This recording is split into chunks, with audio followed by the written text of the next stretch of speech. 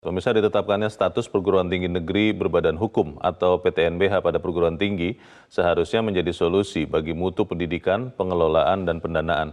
Namun, kini justru ditemukan polemik uang kuliah tunggal atau UKT yang semakin mahal.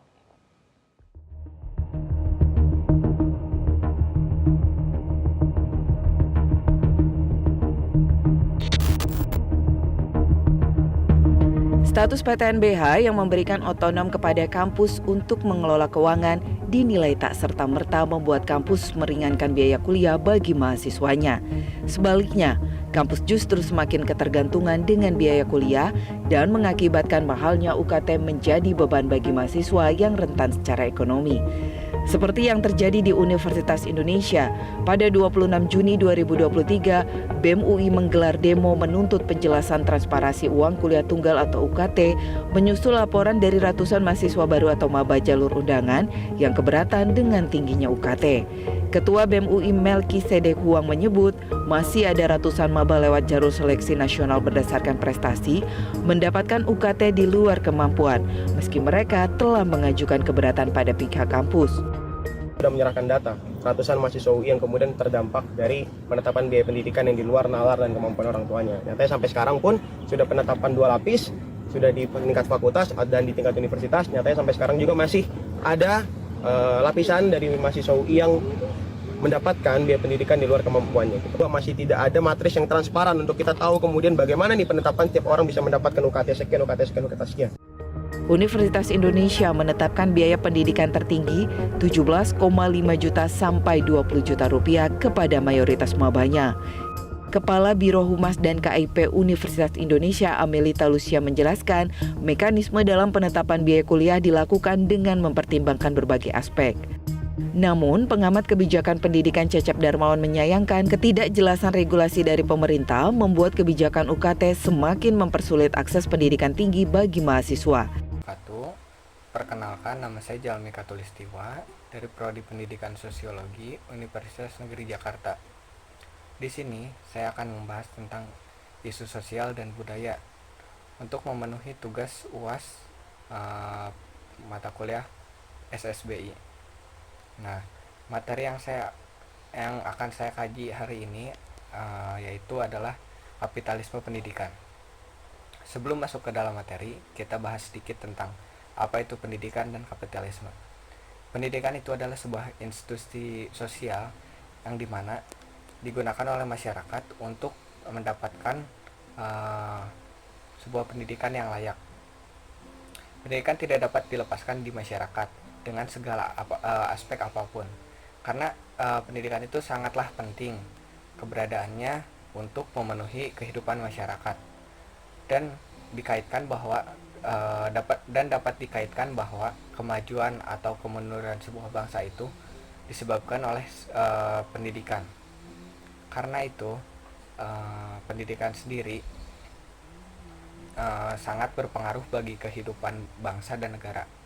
Sedangkan kapitalisme itu adalah sebuah teknik pertukaran kekayaan yang berhimpun dan diinvestasikan kembali oleh pemilik pribadi untuk mendapatkan keuntungan. Distribusi dan produksi kapitalisme adalah sebuah cara atau metode yang dirancang dalam rangka untuk mendorong perkembangan profit melewati sekat-sekat yang mengarah pada skala nasional maupun internasional.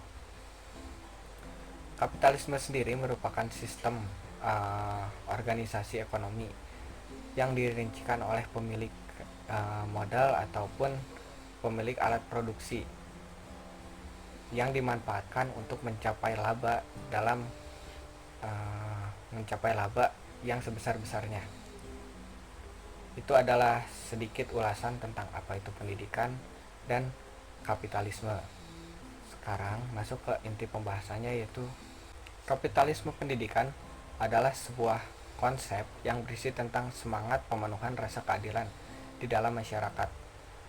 Nah, karena pendidikan sejatinya itu adalah mutlak untuk semua orang, atau semua orang berhak mendapatkan pendidikan yang mumpuni tanpa terkecuali.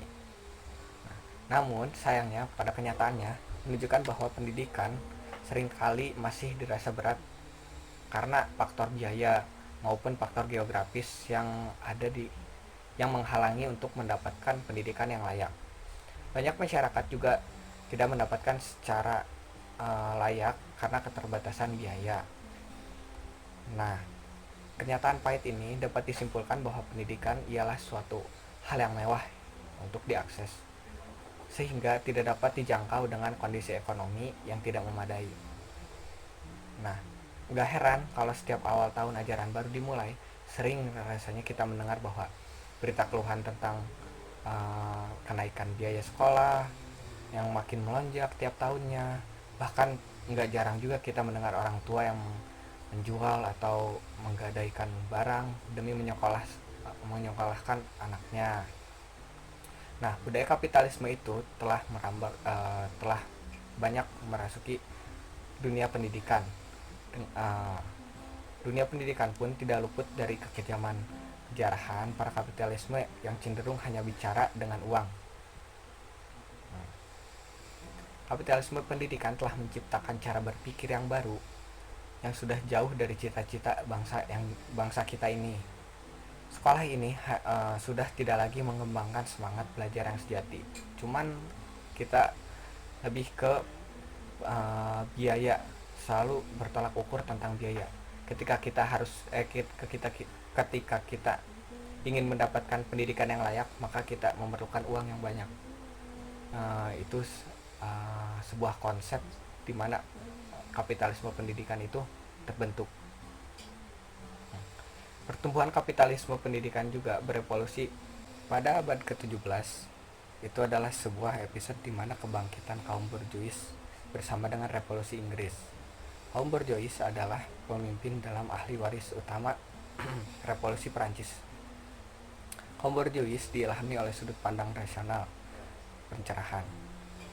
Para sejarawan Prancis juga menyimpulkan bahwa penyebab utama dari revolusi adalah kekuatan kaum borjuis yang sudah mencapai kematangannya dan berhadapan langsung dengan kaum proletar yang memaksa mempertahankan hak-hak istimewa. Nah, wajah kapitalisme sekarang telah jatuh berlainan dari kapitalisme pada abad ke-19 lalu, seperti yang digambarkan oleh Karl Marx. Muncul dengan bermula persaingan merdeka, bertanggung jawab sendiri dalam perekonomian, dan hak-hak private atas alat-alat penghasilannya. Seiring berkembangnya zaman, tepatnya di Indonesia, kapitalisme secara tidak sadar hadir dalam aspek-aspek yang penting dalam kehidupan manusia. Ya, salah satunya yaitu pendidikan. Proses pendidikan yang diajarkan melalui sekolah dengan tujuan mencapai sumber daya manusia yang berkualitas nantinya, secara garis besar itu merupakan hal yang wajar. Tapi semakin tidak wajar ketika ditambah dengan unsur uang. Unsur uang yang semakin meningkat atau semakin besar di tiap tahunnya itu mempengaruhi kualitas pendidikan pula.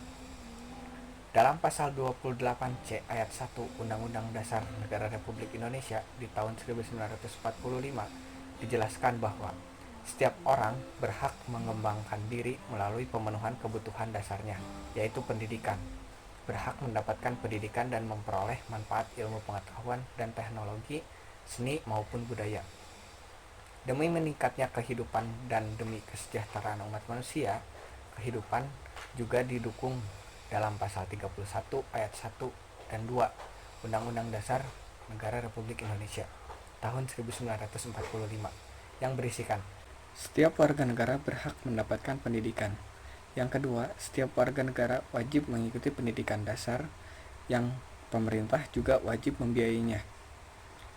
Namun, pada penerapannya, pemerintah justru mengambil keuntungan dalam bidang pendidikan dengan mematok harga yang tinggi untuk bisa memperoleh pendidikan yang setara.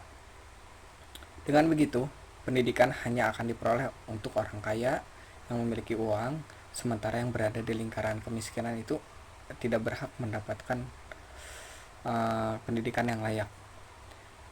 Hanya bisa menunggu kapan roda keberuntungan itu akan berpihak pada mereka. Peminat pendidikan yang berkurang membuat daya tampung peserta didik semakin kecil. Hal ini dapat membuat banyak orang untuk mendapatkan bangku sekolah yang hanya diisi oleh orang yang memiliki uang atau orang-orang yang nekat. Hal ini juga menjadi kekhawatiran kita tentang mutu pendidikan, sebab hasil penelitian dari salah satu penemu atau ilmuwan yang bernama Baby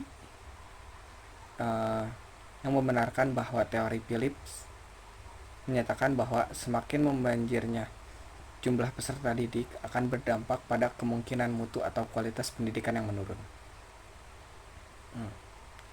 Jika berkaca pada pendidikan di Indonesia yang juga dinilai menurun, yang disebabkan oleh beberapa faktor, bukan hanya sekadar perputaran sistem kapitalisme yang diterapkan oleh pemerintah terhadap pendidikan, tapi juga terkait beberapa aspek penunjang pendidikan. Negara Indonesia menjadi pihak yang paling bertanggung jawab atas kemakmuran yang dialami oleh penduduknya. Bukan hanya kemakmuran secara ekonomi, namun juga kemakmuran secara pemikiran yang ditunjang oleh pendidikan. Jika negara menjadi penanggung jawab atas keberhasilan pendidikan, maka pembahasannya tidak akan jauh dari bagaimana pemerintah membuat kebijakan.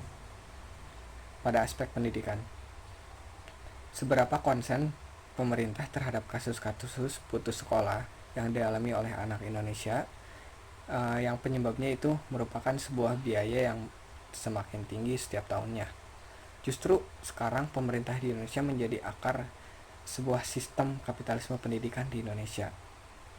Utang negara yang menumpuk membuat fokus negara bukan lagi menciptakan sumber daya yang berkualitas, tapi bagaimana menciptakan sumber penghasilan yang berkualitas. Ketidakseriusan pemerintah dalam mengembangkan pendidikan di Indonesia terlihat dari kapasitas penggunaan APBN sebanyak 20% untuk bidang pendidikan atau setara dengan 666 triliun rupiah. Bukan jumlah yang sedikit, juga bukan jumlah yang banyak untuk pendidikan di Indonesia yang belum merata.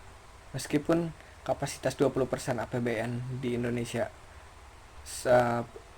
di sektor pendidikan sudah tertera dalam pasal 31 ayat 4 Undang-Undang Dasar. Tapi untuk menangani permasalahan pendidikan dan menciptakan sumber daya manusia yang berkualitas ke depannya, rasanya itu masih mustahil untuk terbentuk. Dengan dana yang begitu besar, membuat instansi pendidikan mulai mengeksploitasi segala hal untuk tetap mendapatkan keuntungan, atau setidaknya untuk tidak mengeluarkan banyak uang, agar uang-uang yang sudah diberikan ke instansi pendidikan dapat mereka ambil, atau mereka mendapatkan uang yang banyak dari situ. Salah satunya adalah guru atau tenaga pendidik, khususnya yang masih berstatus honor. Mereka sangat dieksploitasi untuk mengajar sekian lama dengan upah yang tidak sesuai, bahkan di luar wajar lah ya, dengan jasa yang mereka keluarkan untuk mendidik. Sangat wajar rasanya jika kualitas peserta didik yang dipengaruhi oleh tenaga pendidik mengajar hanya seadanya dengan gaji juga yang seadanya. Bukan berarti tidak ada sumber daya manusia yang memadai sebagai tenaga didik, tapi juga banyak sekali perguruan tinggi yang berkelas IKIP yang mencetak generasi baru sebagai guru baru seperti UNJ. Namun yang menjadi permasalahan besar adalah pendidikan kini yang disetir oleh pemerintah lepas tangan dengan tidak memberikan dana sepenuhnya kepada perguruan tinggi negeri melalui program perguruan tinggi berbadan hukum atau yang kita kenal ada PTNBH. Membuat beberapa perguruan tinggi negeri bersikeras untuk mendapatkan keuntungan sebanyak-banyaknya melalui banyak bisnis maupun kenaikan harga UKT yang semakin tinggi, ditambah lagi fasilitas kampus yang kurang memadai. Nah, itu yang menjadi permasalahan atau isu yang sedang hangat untuk saat ini. Harga UKT yang semakin tinggi yang tidak terkontrol oleh mahasiswa ataupun dosen-dosen yang memperjuangkan pendidikan, yang membuat para mahasiswa di Indonesia malas untuk melanjutkan pendidikan sampai ke perguruan tinggi. Hal ini semakin sejalan dengan program kurikulum Merdeka yang baru saja dibuat pada tahun 2022. Kurikulum yang memerdekakan peserta didik untuk belajar bukan hanya belajar secara akademik, tapi juga belajar non-akademik. Hal ini ditunjukkan melalui program P5 atau yang kita kenal Proyek Penguatan Profil Pelajar Pancasila, yang menekankan pada kreasi pelajar untuk membuat proyek di setiap semesternya, dengan menggabungkan pelajaran lintas ilmu untuk mengamati dan menemukan solusi terhadap permasalahan yang ada di sekitar. Dengan kata lain, peserta didik dipersiapkan menjadi pekerja setelah lulus SMA. Berbeda dengan kayak SMK yang dari awal tuh memang sudah ditunjuk untuk kelangsungan bekerja. Semakin cepat pemerintah mendapatkan uang dari para pekerja, itu semakin itu adalah tujuan utama mereka. Dari pelajar yang baru lulus, semakin cepat mereka dapat membayar utang-utangnya. Nah, bagaimana sih seharusnya pendidikan itu dapat mencerdaskan kehidupan bangsa? Kembalikan pendidikan ke jati diri yang ideal. Karena hakikatnya pendidikan itu adalah sebuah proses untuk mencerdaskan kehidupan bangsa, yaitu pendidikan yang berkualitas sekaligus berkeadilan bagi seluruh anak bangsa maupun rakyat Indonesia. Pendidikan yang berlaku untuk semua tanpa terkecuali, mau itu orang kaya atau orang miskin, mereka berhak mendapatkan pendidikan yang layak. Hilangkan hambatan bagi akses pendidikan untuk semua, karena banyak akses yang membuat keterhambatan pendidikan, maupun itu akses uang ataupun akses geografis, yang pendidikan tidak merata berada di seluruh penjuru Indonesia ini.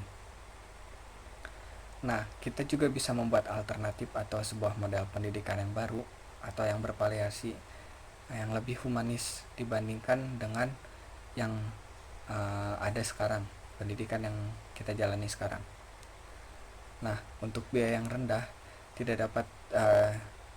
tidak berarti pendidikan yang kurang bermutu, karena konsepnya sebuah pendidikan yang mahal belum tentu bermutu. Itu disebabkan oleh balik lagi ke individunya masing-masing. Karena jangan lupa, pendidikan itu bermacam-macam, tetapi satu, yaitu upaya untuk memuliakan manusia, yakni meningkatkan harkat dan martabat manusia. Pendidikan akan memberikan makna bagi kehidupan, terutama makna fungsi pendidikan telah mewujud dan telah memberikan pengaruh bagi seluruh kehidupan manusia. Selanjutnya itu ada perkataan dari Meng Mahathir. Setidaknya ada 3 fungsi pendidikan bagi kehidupan. Yang pertama, pendidikan berfungsi untuk menumbuhkan kreativitas subjek didik. Yang kedua, pendidikan berfungsi untuk memperkaya hasanah budaya manusia, memperkaya isi nilai-nilai insani dan nilai-nilai ilahi. Dan yang terakhir atau ketiga, pendidikan berfungsi untuk menyiapkan tenaga kerja yang produktif. Tentu tanpa kita sadari bahwa upaya transformasi pendidikan dengan konsep di atas bukanlah hal yang mudah, namun diperlukan waktu dan usaha dan juga komitmen, sumber daya yang sangat besar, serta kemampuan manajemen dan kepemimpinan yang sangat efektif agar perubahan dapat terjadi dan bergerak ke arah yang diharapkan. Ada 3 hal penting yang dapat mempengaruhi keberhasilan transformasi dalam dunia pendidikan,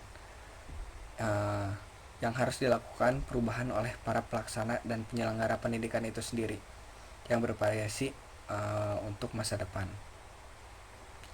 Mewujudkan pendidikan bermakna bagi masa depan kehidupan bangsa dan mencerdaskan akan lebih ideal dalam perwujudannya. Pendidikan dalam arti belajar bukan sebatas mengetahui dan juga memiliki materi informasi sebanyak-banyaknya, namun juga menyimpan banyak pemikiran akan hakikat makna pendidikan yang harusnya mencerdaskan kehidupan bangsa akan dapat terwujud jika benih-benih kebudayaan kapitalisme dalam pendidikan bisa diminimalisir atau bahkan dihilangkan. Oleh karena itu diperlukan pemahaman yang benar dan utuh dan dinamis tentang hakikat pendidikan dalam upaya membebaskan manusia dalam belenggu yang terjadi saat ini. Pada gilirannya dapat mengantarkan manusia untuk dapat berkarya dan mensejahterakan kehidupannya dan untuk dirinya sendiri.